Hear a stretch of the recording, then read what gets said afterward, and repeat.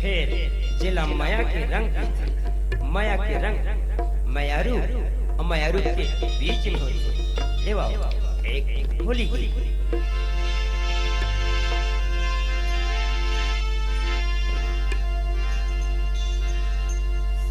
सदा तरोई ना फूले की सदा न सावन हुए यारो सदा न सावन हो।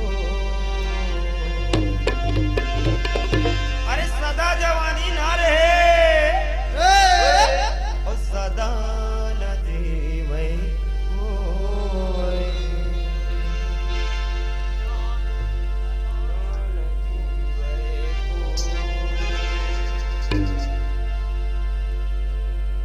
मोर भरे जवानी ला बिगाड़ दिए रसिया मैं बदला ले हूँ अदालत मोरे भरे जवानी ला बिगाड़ दिए रसिया मैं बदला ले हूँ अदालत मोरे भरे जवानी ला बिगाड़ दिए रसिया मैं बदला ले हूँ अदालत मैं बदला ले हूँ अदालत मैं बदला ले हूँ अदालत बारे जवानी ला बिगाड़ दिए रसिया मैं बदला ले हूँ अदालत बारे जवानी ला बिगाड़ दिए रसिया मैं बदला ले हूँ अदालत।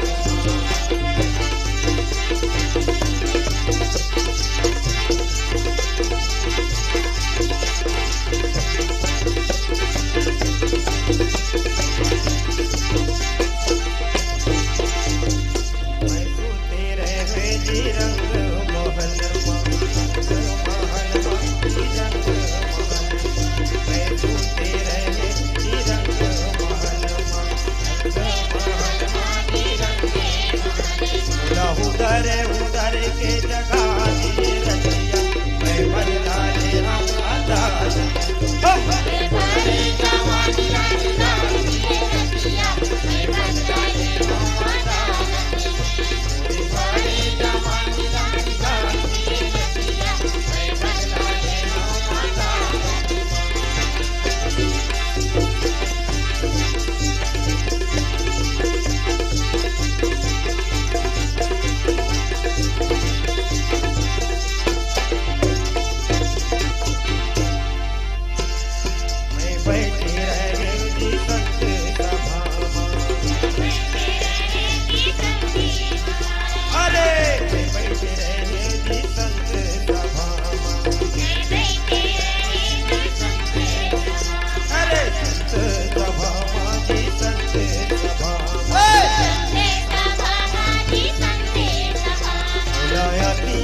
मार के मुटा दिए रसिया मैं बदला ले हूँ अदालत भरे जवानी ला बिगाड़ दिए रसिया मैं बदला ले हूँ अदालत मैं बदला ले हूँ अदालत मैं बदला ले हूँ अदालत मैं बदला ले हूँ अदालत मैं बदला ले हूँ अदालत।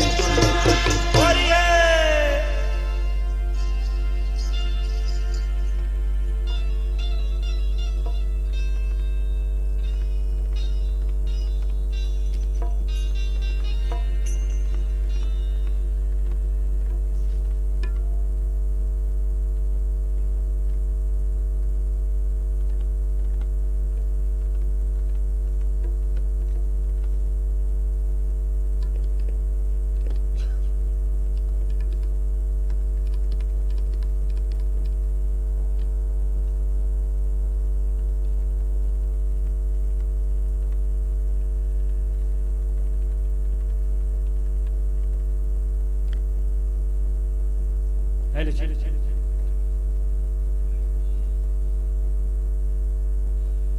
बहुत बहुत धन्यवाद इन कलाकारों को। अभी हम प्रस्तुति सुन रहे थे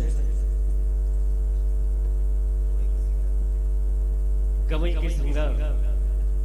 इन कलाकारों की प्रस्तुति बहुत ही अच्छी प्रस्तुति दी है आपने। मंच से, और मैं आपको इस मंच से बधाई देते हुए इस मंच से हम आपको सम्मानित करने जा रहे हैं। स्मृति चिन्ह और प्रशस्ति पत्र से सम्मानित करने के लिए मैं इस मंच पर सादर आमंत्रित करता हूँ बिलासपुर दूरदर्शन के उद्घोषक श्री सुनील तिवारी जी को और सांस्कृतिक कार्यक्रम प्रभारी श्री पूर्व राम जी यादव को। कृपया दोनों अतिथियों से निवेदन है वे मंच पर आने कष्ट करें और इन कलाकारों को सम्मानित करें।